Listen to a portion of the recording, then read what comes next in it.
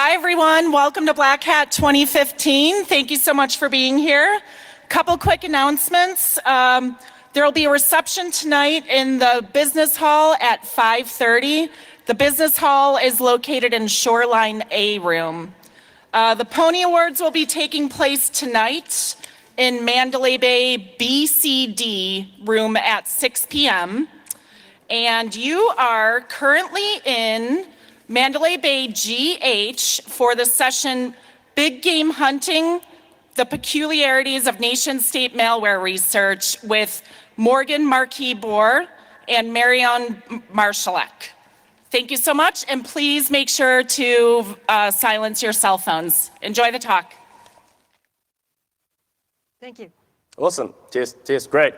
Look, sounds like we're live. So welcome to Big Game Hunting, Peculiarities in Nation-State Malware Research. I'm Morgan Marquis-Boire, and I'm currently the Director of Security at First Look Media, and I'm also a researcher at the Citizen Lab at the University of Toronto. Hello, everyone. My name is Marion Marshalek. I'm a senior malware researcher at a US startup named Cyford, and today I'm very happy to be part of the probably most diverse Black Hat talk in history. We're here today, a female speaker and a dark-skinned speaker. We're very sad to miss our third part. Unfortunately, Claudio couldn't make it today. You know, we are all Claudio. So, yeah, we've got a lot to get through, so we should probably get on with it. So we're going to talk about the peculiarities in nation-state malware research today. So we'll kind of talk a bit about the rise of threat intelligence, how the AV industry sort of transitioned to that, and some of the practices. We'll talk about a novel approach in binary attribution and some of the more unpleasant side effects of being targets of espionage. We'll cover lies that vendors tell and when things actually get bizarrely personal. I'm not sure Twitter has been the best for our industry. And then at the end, because you're all going to be experts on this topic, we're going to kind of have a choose your own adventure, analyze along with us nation-state malware session. But in order to lend a bit of context to all of this, some of you might remember back in sort of early 2010 when Google announced that they'd been hacked by China. The hack occurred in 2009, but a lot of the narrative that sort of happened over the next 6 months or so was, we learned that it wasn't just Google that was hacked by China, that Silicon Valley had been hacked by China. And then, we kind of learned that everybody had been hacked by China. And there was a lot of sort of chest beating and finger wagging and, China, how could you hack our beloved Silicon Valley companies? We're very angry with you. And then, of course, we learned that it wasn't just China that was hacking everybody. Some of you guys might remember an incident at the beginning of the mid-2010, 2011. Stuxnet was discovered, the world's first digital cyber weapon. And this was allegedly a joint effort by the US and Israel to sabotage Iran's nuclear program. This actually led to a whole family of sort of Israeli malware falling out. Kaspersky called it the tilted platform. I think we had Dooku as well, Gauss. Attribution is tricky, right? But so they called it the tilted platform because of the tendency of the malware to create temp files that started with a -D. More recently, the malware used by the allegedly British government called Regin was outed. The Snowden documents revealed that the GCHQ had hacked telecommunications provider Belgacom and also the European Union. And a variety of people released analysis on this, and I'm going to talk a little bit more about it later. And as it turns out, the British intelligence hasn't been the only European intelligence service being active on the nation-state malware sector. Just recently, interesting documents were leaked by Edward Snowden, published by the Spiegel in Germany, revealing that the French government was also using espionage tools to spy on institutions in the Middle East. Right, so most recently, you probably remember that Kaspersky produced a big report around Evasion, which is sort of allegedly the NSA's malware. The sort of the takeaway from this is that you know, everybody's hacking everybody all the time, or at least all of the big countries are sort of using hacking as a tool of espionage, and the smaller countries wish that they were. I mean, we also learned some other interesting things. WikiLeaks released the spy files in 2011-12. And you know, this was sort of a series of promotional materials from conferences where sort of surveillance equipment and capability was sold. From these, we learned that hacking team, Finn Fisher and Vupen, were selling exploits and implants and Trojans and that sort of thing. And you know, then over the next few years, we learned that actually everybody was selling exploits and implants and Trojans. Someone tried to sell me some at the door. So what this has actually meant for the sort of the state of the industry is that, I mean, for anyone who has wandered the vendor hall, or in fact is even staying in this hotel, you know, I woke up in the morning and there was a tag on my door which said, "You need more threat intelligence." And so this has actually kind of led from sort of AV, which was sort of once the red-headed stepchild of the security scene, like malware wasn't actually very cool, only sort of AV has rebranded itself as threat intel. So we call it AV 2.0 because some of you are probably familiar with the Web 2.0 statement that if you're not paying for the software, then you are the product. Well, AV 2.0 has managed to do one better. You're the product and you're still paying for their software. This is kind of strange, right? So let me tell you about myself a bit. I grew up in antivirus, so that's how I started on malware and watched it become the threat intelligence industry. But how did it happen and why are the customers the product? So we see some very, very interesting shifts. The most peculiar shift I perceived in the past few years was the malware detection has kind of transitioned to malware watching. So still our security products try to stop malware and try to detect it and detain it, but what is also happening is that our security products are nowadays watching malware, trying to gather telemetry data and intelligence about what the malware is doing, where it comes from, who operated, who wrote it, and who else is affected by the same kind of malware. So imagine like something like a robbery at a house. So what we see in the threat intel industry is an ongoing robbery. You have a house that is being breached by thieves who are going in, stealing stuff, and going out again. In real world, this will be stopped. The thieves will be detained. In threat intelligence industry, companies, security companies are watching these thieves going into company networks, watching the thieves spreading in the company network, watching the thieves dragging data off the company network. And then they're like investigating, where did the thieves come from? Why did the thieves steal exactly what they stole? What was the intention of the thieves? Were the thieves after other targets as well? And then they write a report about why the thieves were following the targets. So if you compare this with the threat intel with the real world, you see there's something weird going on, right? So we have this, in fact, malware watching. We have actor tracking.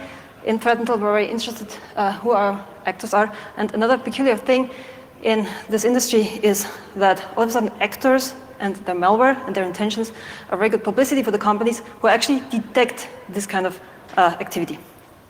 So we have our famous malwares being numbered, being tagged with names, being tagged with logos.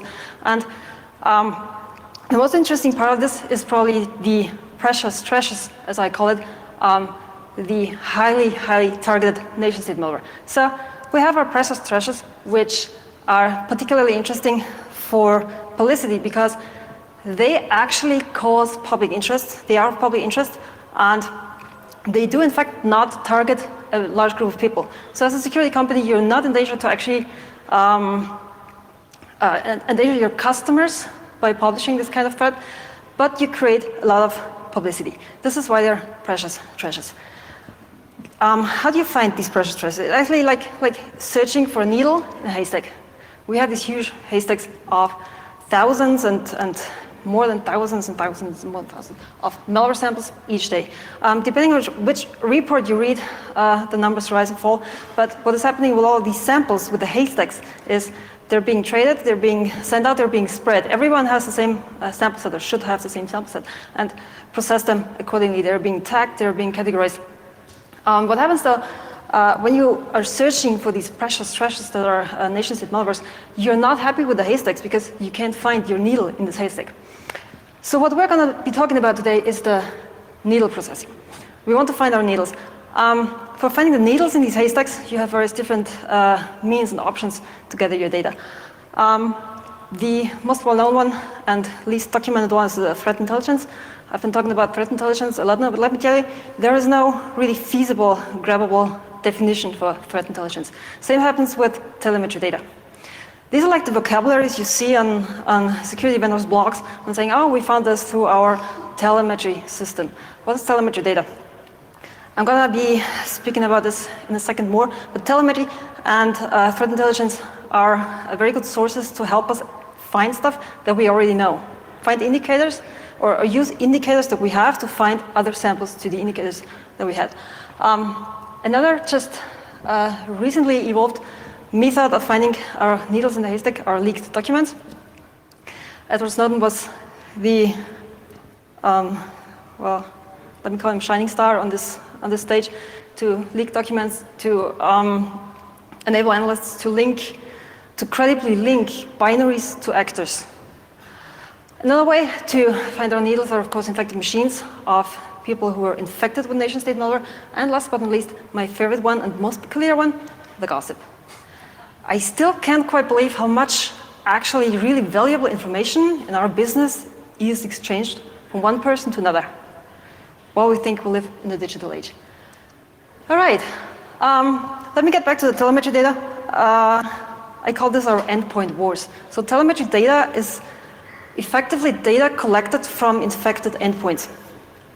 To get this data, one would need an endpoint agent. So actually, in antivirus, we don't call these endpoint agents. We didn't call these endpoint agents until we read our first Gartner reports where we learned that we are actually working on an endpoint agent. So this is the antivirus engines as they were invented to detect threats. These endpoint agents are fed with threat indicators. These threat indicators are used to detect threats and to mitigate threats, and also to exchange data. So what happens when you have an endpoint agent on your machine is this agent receives data from the security company and sends back data from the infections on your machine. This works the following way. So we have our endpoint agent. The endpoint agent is fed with threat indicators. These were initially signatures. Nowadays it's IOCs and I don't know which new names were invented. So we have our indicators that are sent to the agent, and the agent sends back Q&A data. Q&A because the threat indicators need quality assurance. So these indicators are sent to the endpoints, and they're tested, of course. Not every indicator is initially live when being sent to a test system, to an endpoint system. And also, they could turn out over time to be false positives or to be high-risk indicators that need higher evaluation or whatever. So this QA data is very important for actually improving the threat indicators. What happens though, with this data, there is information being collected from the machines, such as signature hits, timestamps about when the signature hit a certain sample, the hit frequencies, how often the sample was detected, and of course, the sample itself. So what these endpoint agents do is they test their signatures on the machines and send back the samples they detected to have the security company check what the sample actually does and if it's a false positive or not, or if it's an evolving threat or whatever. So we have this silent exchange of data. What is happening in the endpoint wars backstage? Of course, this is all evolving around signature generation testing. But what we have there, what evolved in the recent years for quality assurance are silent signatures. So security companies can send out silent signatures to test them on an endpoint and see if in a short frequency, in a short amount of time, they hit on samples in a high frequency, which would tell them it's either a very fast spreading threat or false positive. But these silent signatures can also be used, of course, for grabbing binaries and effectively lead to a certain amount of telemetry data and threat indicators, which help security companies analyze the needles that I've been talking about.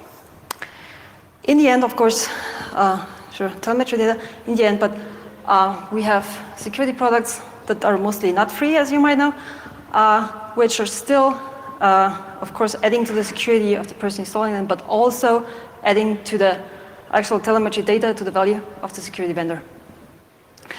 Another very interesting peculiarity we have been watching the past years are the frenemies and the fungus among us, as we call them. I told you a lot of interesting data is exchanged from person to person. A lot of interesting information is treated as gossip. So what happened in our industry is that we have a lot of frenemies. So you might find yourself all of a sudden being good friends with a person which you had never expected to talk to you, because you might have information that this person is interested in. This is a very social experience that some of us might have. Anyway, you might also find yourself in a situation where people you trusted or you thought were your friends actually are more interested in the malware you have than in your friendship. So we might not get into detail here, but we have some very interesting experience with our frenemies. Right, so, I mean, the interesting thing with a lot of the sort of the big nation-state malware campaigns that have come out is that, you know, sort of someone will release a report like, oh, we discovered this. But it's frequently, you know, a lot of this stuff is known by multiple actors prior to release. So when I started looking at Regin a little while ago, I discovered that it was kind of like the worst kept secret in the threat intelligence industry, and that there was actually a variety of large companies that had known about this for years. Microsoft had definitions going back for it for a really long time. Kaspersky, Symantec, and some other AV companies knew about it. And so I was working on this. I worked on it with a variety of very smart people, and I was working on releasing it with Claudio when it got leaked that we were going to publish very shortly. At which point, I think Symantec published a report on a Sunday night, which is the first time they've ever done that. Kaspersky followed up very shortly afterwards, and we were sort of a couple of hours after Kaspersky. Now, unless you think this is not, there's no bitterness here. I'm just sort of relating this as an example of a story. But I mean, this is actually sort of one of the things. When you're looking at samples, you'll actually discover that a lot of people have them. And then there's this kind of like jostling, like, wait, are you going to release those? Or maybe I'll release those, you know, sort of. Yeah, and so it actually all gets kind of complicated. Anyway, before we get to our big game hunting and to the big game, recently there were some very, very sad stories about big game actually being hunted down. So let me tell you, while we hunted down our big game, we actually didn't hurt real game. So, I mean, the thing is that our industry actually forgets about Cecil. We're more interested in the gun that shot Cecil, how sophisticated the bullet that killed Cecil was, and, you know, maybe whether or not we can blame the bullet manufacturer for any wrongdoing. So, I mean, these kind of twin facets of, you know, attribution, you know, like who did it, who built it, who wrote it, who operated it, and how sophisticated is it? Like, you know, on a scale of 1 to Stuxnet, would you give this a 9? You know, it's kind of interesting because I've had really bizarre interactions with people from AV companies at conferences. So actually, I'm going to do a little test here. Like, so I used to work at Google, and Google has this thing where if they think you've been targeted by nation-state malware, they'll put a banner on your Gmail account. Are people here familiar with that? Anyone? Like, raise your hands. A few people. How many people here have actually received this banner? Right. No, you can't do a hand wavy thing. It doesn't work like that. But well, so a couple of years ago, I attended an Arab bloggers conference in the Middle East, where a lot of people who'd done independent blogging about, you know, the political situation during the Arab Spring, and I was sort of talking to them about security, and I asked the same question, and it was actually about half of the audience. And so I was talking to an antivirus researcher who actually said to me, like, hey, where do you get some of these samples that, you know, you've been publishing? This is all very interesting stuff. And I was like, oh, you know, actually, like, people that are targeted, like, send them to me. And he's like, what? It's cheating. And I was like, cheating? How is it cheating? It's like, oh, no, you're not doing enough needle processing. Have you heard of the haystack? It's large, there's a lot of samples in it. Which I think actually sort of reflects, you know, the sort of interests of the industry, which is really not people related at all. Unfortunately, in certain situations, right, like especially in countries where rule of law is not particularly robust, countries in conflict and that sort of thing, you know, espionage is a tool that is used to enforce, you know, more kinetic things. So rather quickly, this guy's name is Taimur Karim. He's a Syrian activist. He was seized by the Syrian police. He was tortured and beaten. He thought he was going to die. And this line always stuck with me. This is a computer, by the way, that contains an image of the compromised hard drive, which contains a rat which recorded his Skype conversations and so forth. He said, my computer was arrested before me. This woman's name is Elisha Harby. She is probably unknown to most people in this audience, but you're probably familiar with this. She was actually basically Finn Fisher patient 0, and that she was actually the person who was like, wait, this email looks really suspicious. And it ended up on my plate, and I did a body of work with the Citizen Lab, which led to the first public attribution of Finn Fisher samples. Her husband, Ghazi Farhan, seized by the Bahrain security forces. No one knew what had happened to him, held for 48 days for, what was it, spreading political misinformation, mainly through comments on Facebook. This guy, Ahmed Mansour, is a United Arab pro-democracy activist. He was giving talks about, well, democracy in the Middle East, which is an interesting topic, and he was being physically beaten after some of the talks he was given. He wasn't really sure how people knew where he was going to be. I did some analysis on his hard drive, and I found out that he had a hacking team implant on it. Have people here heard of hacking team? Yeah, I know, right? Is anyone here from hacking team who wants to out himself? No? You know, I'm sorry I suffer from Hackenfreude as a medical condition. But yeah, so the hacking team sample actually talks to this IP address, which was actually in a very small range, which pointed briefly to the office of the sheikh. And people say attribution is tricky. Come on. So this brings us to the case of Alberto Nisman, which some of you may be familiar with. So he's an Argentine lawyer, and he was investigating the bombing of a Jewish community center, killed 94 people, and there were sort of accusations of political skullduggery that the Argentine government had covered up Iran's involvement in exchange for oil. I mean, and he was going to bring charges against the president of Argentina, as well as several high-ranking cabinet ministers.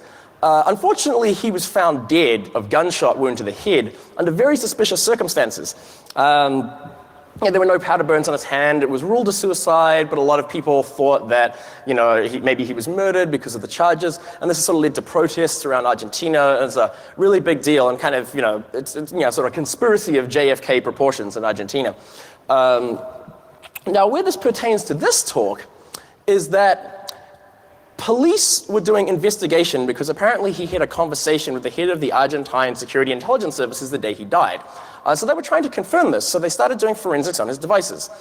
Now this was reported in a very small Argentinian paper.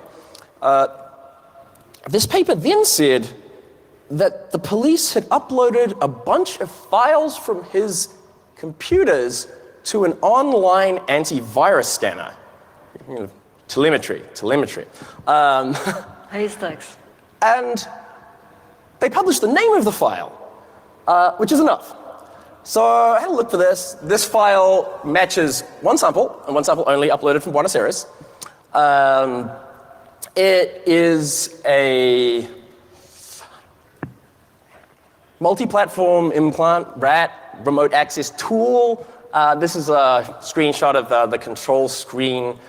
So it started its life as Fruitus, which was sort of a proof of concept Android malware. And then it got rewritten as Adwind, which became like a for sale remote access tool. Then it was rebadged again as Unrecom and continued to be sold. And it's currently doing the rounds as Alien Spy. I think like CrowdStrike wrote about it being used in targeted attacks. This sample's on Contagio. So as you can see, it'll capture your screen, listen to your phone calls, take photos, or all the sort of stuff that you'd expect from one of these types of implants. Now, you know, looking at this malware, you know, we're able to discover command and control domains and then link other malware samples to command and control domains, look at network indicators where these command and control domains were situated, and so on and so forth. Other targeting by the same actors. So this group, the people who compromised him, were targeting other people. This was the targeting lure on one of them. It's like a fake document from the Embassy of Ecuador. Or maybe the document is real, but it was definitely bearing malware treats. And so this relates to the sale of Saab aeronautic equipment, I think between Brazil and Argentina. If we look at the compilation time on Nisman's malware, it looks like they started spying on him 6 weeks before he died. His death was January 18th this year, and the malware was built on the 1st of December 2014. Network-based indicators point to actors in Argentina and Uruguay. We also see the use of hosting services in the US, Germany, and Sweden. So, could have been anyone. Right, so now you have seen that attribution can be tricky, attribution can be absolutely not tricky, attribution can be anything. There's a general public perception that attribution is frequently done based on binaries, which is not true. Attribution is almost never done based on a binary, but based on the context of a binary. However, there's interesting cases such as like Babar, which is allegedly French government malware that I mentioned before when talking about the leaked document. This document I mentioned describes an espionage tool, a sophisticated espionage tool named Babar, which was supposedly operated by the French government to spy on individuals in Canada. People publishing this document, or people writing this document, were the Canadian Intelligence Service.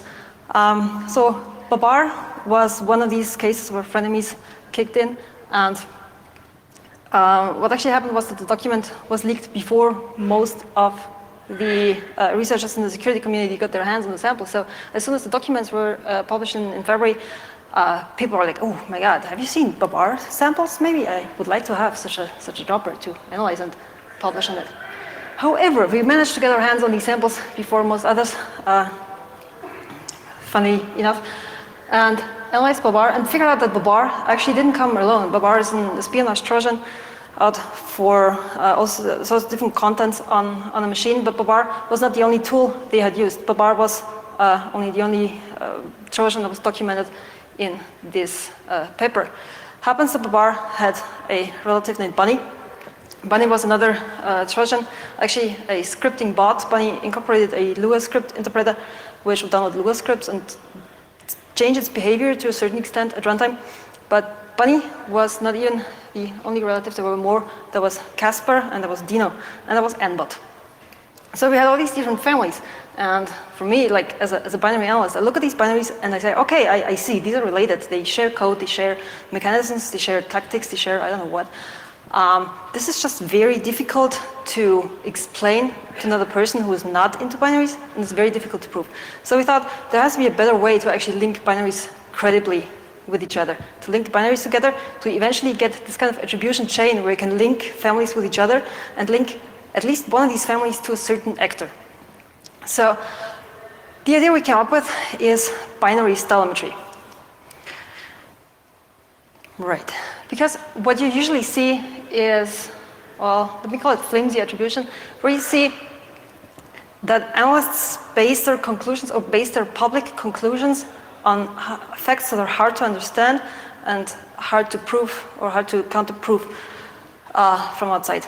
So what we try to do is give analysts a tool to actually make a strong statement about their assumptions. You might have realized attribution and binary, anything about binaries is a misery business. You generally always want to know who wrote the malware, who controlled the malware, who were the victims, and what was the aim of the operation. Barely ever people are interested in what the binary actually does. But these kind of questions are very hard to answer from the standpoint of a binary analyst. So you have the binary, you almost never can answer these kind of questions. So what we actually want is, we want to link a binary into a context. We want to know, okay, I have this binary and I was talking to these kinds of people, these were the operators, this is what they wanted. We want the context. We can't get the context from the binary. What we can get is a link from a binary to another binary.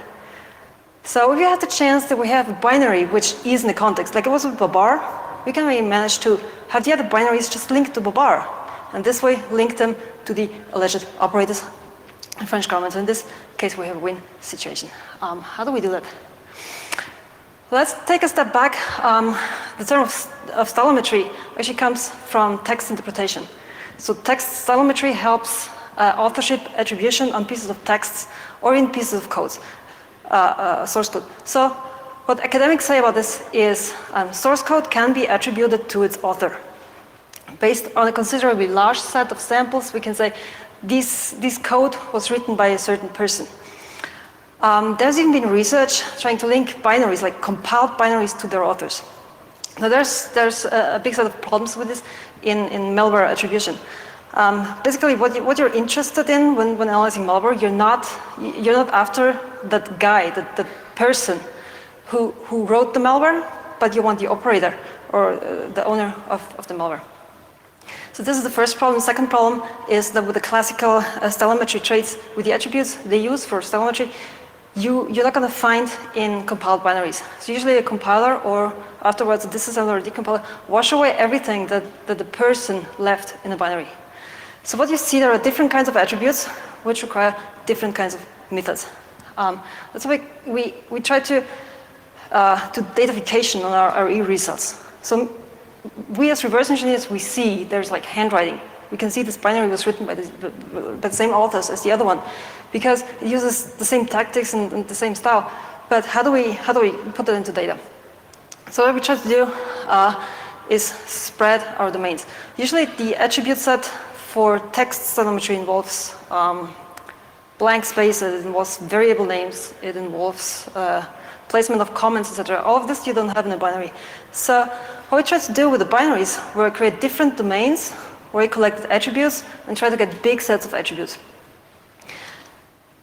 The problem we additionally have with malware is that attributes are frequently faked or randomized. So malware tries to hide its origin, of course, but the assumption is that it is never possible to eradicate or falsify all the attributes that one can collect from a binary. So if we can manage to grab a considerably big set of attributes, we can conclude that not all of these attributes are faked at the same time. Our goal is to even out human influence. As I mentioned, we don't want the coder of the binary, and we don't want to classify the compiler. We want to classify the actor or the user of the malware. All right. Here I collected all the different attributes that I described now. Have a very quick look and learn them all the best, not forget them. No, I'm kidding. These are the 4 categories that I mentioned. So we try to spread the attributes to as many categories as we can grab to be sure to not search for a human author. So we use the string constants, the implementation traits, the custom features, and the infrastructure to raise the level on which we're searching for related binaries.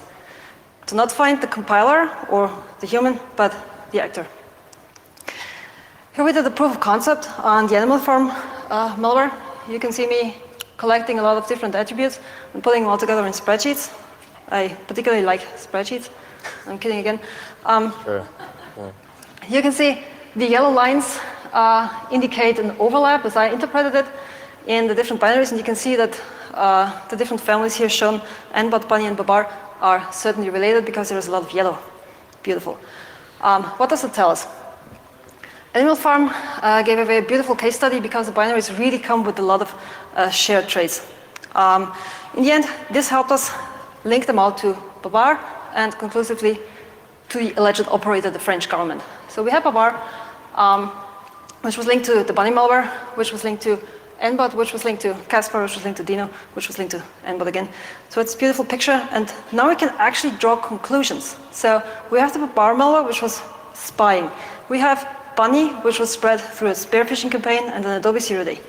We know Casper was spying in Syria. He was being spread as a reconnaissance malware in Syria in 2014. And we know that Dino samples popped up in Iran. So what we can finally conclude is that these malware families give away the interest of the actual actor, of the operator of animal farm malware. And what it also tells us is that the alleged operator, the French government, had a denial of service botnet that was running in 2009, which is why the hell would the French government need a denial of service botnet? We'll probably never know. So it's important, and part of what this approach is designed to do is sort of firm up a bit of science and attribution, because a lot of what we have in the industry is currently what I'd call soft attribution, like a temp file with a tilde D or something like that. And so, for instance, the Regin is actually, the analysis we did on that is a really great example. And so this malware was linked to an attack on the European Union conducted by the US and British intelligence. Now, I mean, Regin actually, again, one of these not well-kept secrets in the sort of antivirus industry, it actually showed up on a private malware mailing list, maybe 9 months before publication. And that the thread was on difficult to reverse Chinese malware. And people were posting samples and like, oh my God, this uses this cool obfuscated technique, and this does this, and this does that. And someone posted these samples, and I was sort of reading the mailing list, and then like, check out this super interesting Chinese APT malware that I found. Like, okay, whatever. And then sort of 2 hours later, like, yeah, I'm not sure that's China. And I was like, okay, that looks interesting. And so using a technique much the same as Marion describes, with the sort of animal farm, Babar and Bunny and Dino, sort of malware, together with a lot of very clever people, I spent, many months sort of putting together a picture of this sort of highly sophisticated and full-featured implant kit that had many different moving components. Of course, you find this looks like it's related, and then you're trying to figure out what it does. And again, you sort of get to speak to the motivators of the actors. And so, finally we found a sample which looked like this. And so it was in a zip file. Now, as you can see, it actually contained a Regin sample, but it also contained a bunch of other data, which gives us binary context. And so what we have is we have the log of a forensics tool run on the system. We have procmon logs, which sort of, that is for process monitor. It's a tool for inspecting what's going on in a Windows system and so on and so forth. Now, we have the Regin sample, right? If we look at the other files, we can find out where the binary was found. And so this was found in a domain called BGC.net, a company called Belgicom. I'm not sure if you've heard of them. So we have the username and ID, and for those of you who have a long memory, Britain's GCHQ hacked Belgian telecoms firm. I was like, yes, attribution, although this is actually what I would call a soft attribute, right? Because it's like, well, I mean, really what you have is Belgicom was hacked by the GCHQ. You have some malware that was used on the Belgicom network, but maybe it was the French, I mean, Belgicom could have been hacked by multiple actors. If you look at the malware and that sort of thing, there's sort of a strong suggestion, but this is what we call sort of a soft attribute, right? Whereas the hard attribution came later, when people shaking the Snowden documents found some code which fell out, which was called QWERTY. Now QWERTY, Kaspersky said in a blog post, looking at the code closely, we conclude that the QWERTY malware is identical in functionality to the Regin 50251 plugin. A friend of mine said it better, I think, when he said even blind Freddy could see that eQWERTY is a Regin plugin. So yeah, this is what we call a hard attribute, in that we actually have leaked documents from the code authors, and this links to code that was found elsewhere of Regin, which sort of links back. And, it's exactly what Marion had a great, pretty diagram of describing what happened with Babar. Now, of course, one of the real peculiarities of doing this type of research is that, you release research, you release papers, and of course, people who are paid to do professional espionage, there's not a like, oh damn, you got me. That's nice work, kid. Keep that up. You guys are probably familiar with this guy, Clapper, because he was put in a really unfortunate situation where he was asked if the NSA was spying upon millions or tens of millions of Americans, and he sort of didn't want to admit it on national television, so he sort of did the head rub and said, oh, not wittingly. Which he later on, when it came out that he'd lied, sort of said he tried to answer in the least untruthful manner possible. Now, there's actually been like sort of a bunch of people that have been implicated in the production of nation-state malware that have told sort of wild lies when sort of confronted. Finn Fisher, sold Bahrain, Egypt, lied about it, they got hacked, their docs came out, found that they did. Hacking team recently ran into some trouble, as we know. They've said some stuff like this, in the past. There's absolutely no evidence that links us to these samples. And of course, I could be talking about any one of a number of cases. The lies sort of continued even after they got hacked. Here's a screenshot of their sysadmin who was like, the attackers are spreading a lot of lies about our company. It's simply not true. Don't download the torrent. It contains a virus. And of course, the ex-security lead of Twitter, John Adams, was like, no, the torrent contains all of your viruses, which you sell.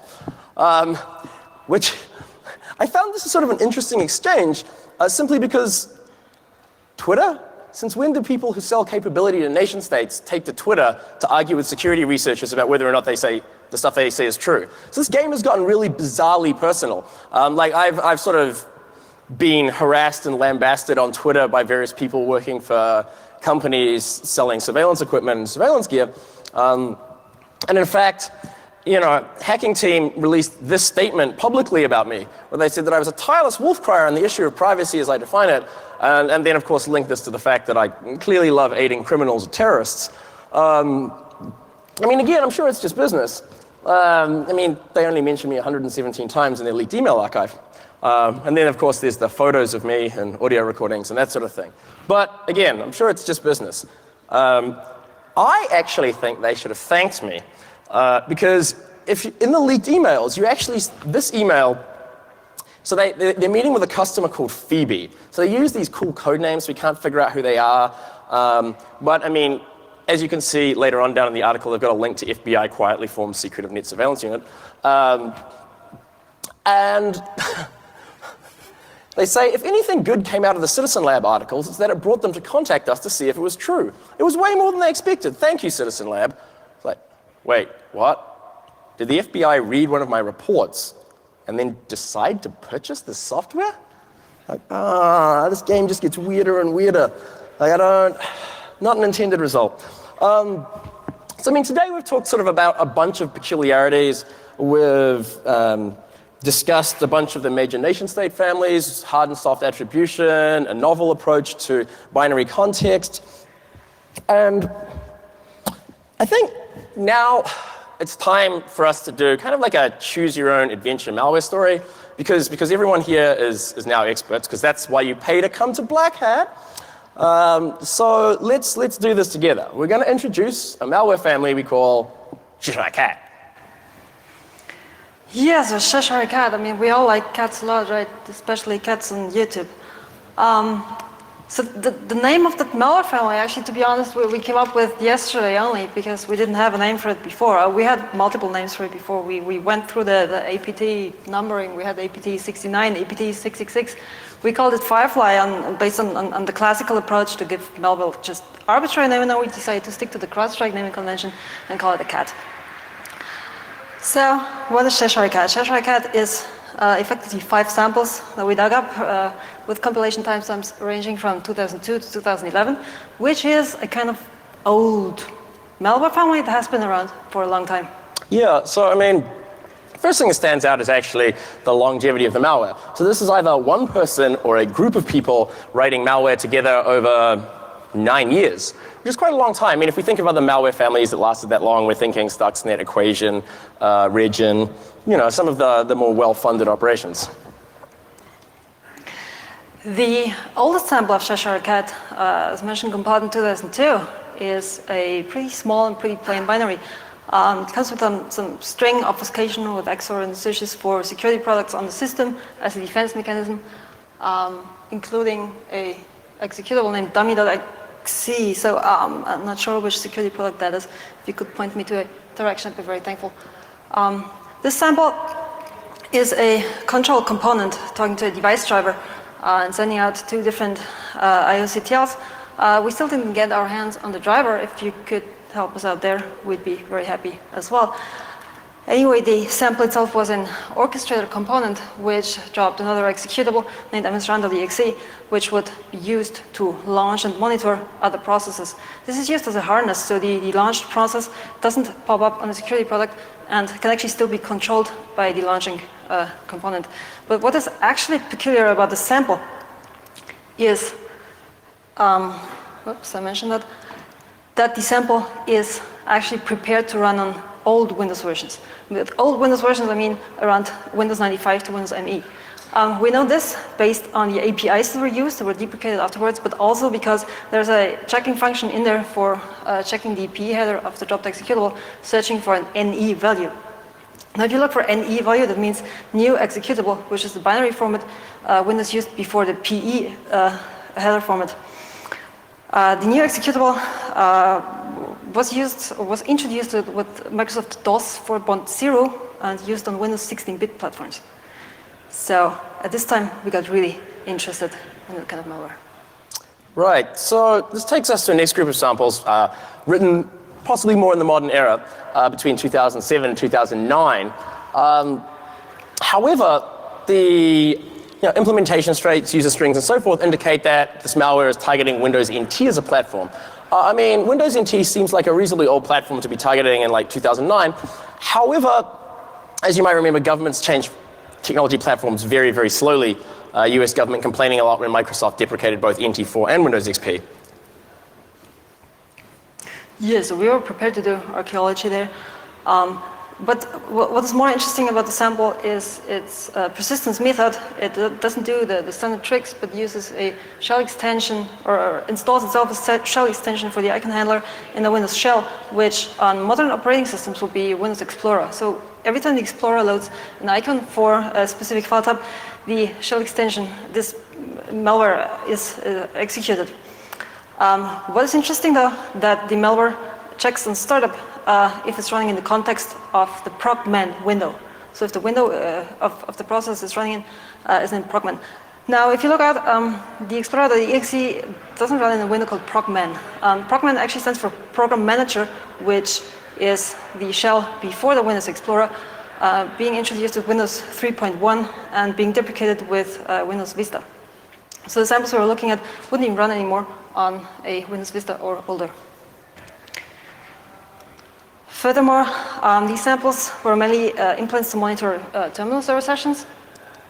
Also, they will install global hooks to monitor certain system activity and characters typed into the machine. And also, the sample would load a custom DLL, which again, we didn't get our hands on, so if you have any hints, we'd be very thankful. The DLL is loaded, and 6 exports are loaded from this DLL. At this point in time, we felt a bit like archaeologists digging in graves. So it's sort of less malware analysis and more malware grave robbing.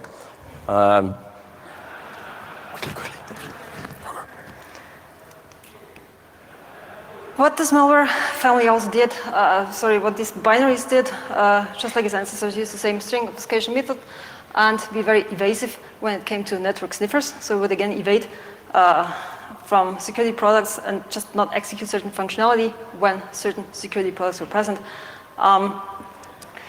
This went as far as to the stealthy network communication. So the samples were very, very careful not to tick off any security product on the machines, just by being very stealthy in its communication. It used different methods to make its way out of the corporate network, including dial-up connections, which I'm not sure if anyone in here still uses a dial-up connection in its corporate network. The samples used 9 or more CNC servers and would iterate between them and communicate to them in infrequent intervals, which we consider as very stealthy, considering that the malware was compiled from 2007 to 2009. So we have an actor which tries to be very, very evasive. As the communication to the remote server was done by injected code to the standard browser, to an instance of the standard browser, which is frequently used to bypass firewalls and local security settings. Furthermore, we have newer samples from the same family which show approximately the same functionality, but have a special module to grab security settings from Kaspersky security products.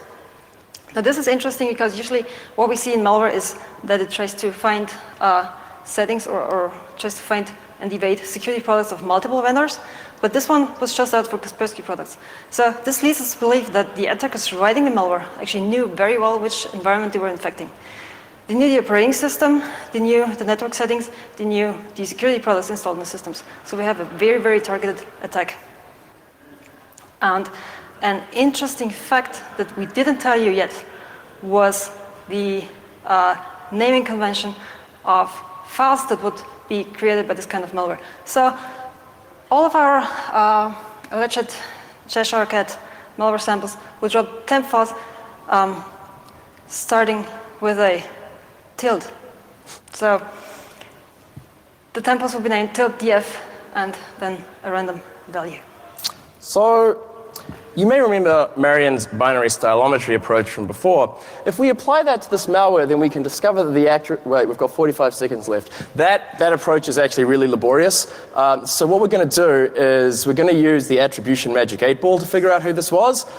So if the audience would like to roll with me, shake the magic 8-ball, and we will discover that the person behind this long and targeted malware campaign was China. Fantastic. All right. Thanks a lot, guys. We are Morgan, Marion, and Claudio in absentia. Thank you very much for your attention.